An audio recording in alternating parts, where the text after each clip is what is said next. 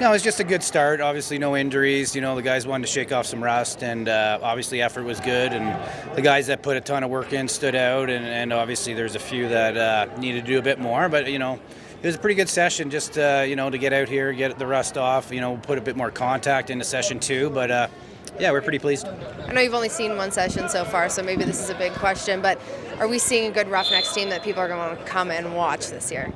Oh, for sure. I think by the end of camp, we're going to have a solid team. It's a tough league. Anybody can beat anybody. So, we're just going to try to build off last year and have a real good camp. We got 2 scrimmages next week, and then we're in Moose Jaw for a game. So I think by the time that, we'll be all settled to go and hopefully ready for Rochester.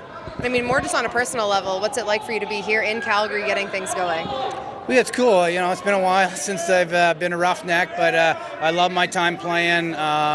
This was just a great opportunity. I couldn't turn down, and the guys have treated me really well. And, we had a real good session, number 1 today, so we're hoping to get another one, and that'll make me feel even better about being in Calgary.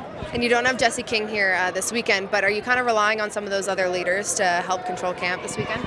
For sure, yeah. We got a great leadership group, and Jesse will be joining us next week. Obviously, he's missed here some family stuff to take care of, which is totally fine, and he'll be ready to go in Vancouver next week. So it's it's good for the other lefties to show what they can do, and Jesse's been really good for us on and off the floor, and helped me with the transition here too. So we miss him, but we'll look forward to seeing him next week. Have you had a chance to go back to the Dome and walk through it? And if so, I imagine it would elicit some pretty good memories. I haven't been there since I've been back. I think we're going for a meal here after the second session, so I'll get back in there. But I love the barn. The fans are knowledgeable. They help us out so much. So, we got one of the best fan bases in the league, if not the best. And so really excited for our home opener. But I'll just probably go through the concourse today. Yeah. What do you know about this edition, and what do you like about it?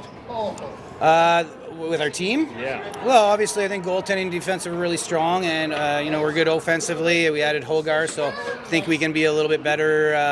Score a few more goals. So, we're just trying to be a full, complete team, and be a tough out. And I know we talked about this before. Maybe just elaborate a little bit on what what you want to bring to this club.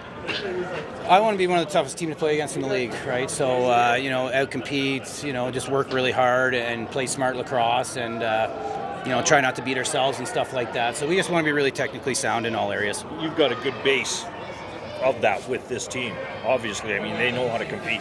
For sure, like I said, we want to build off last year. They had a great year getting to the Final Four. Obviously, we'd like to go further, but we want to try to build off of that and just get better from it, because I think they set up a bit of standard last year that we can build off of. The Sanderson name is big in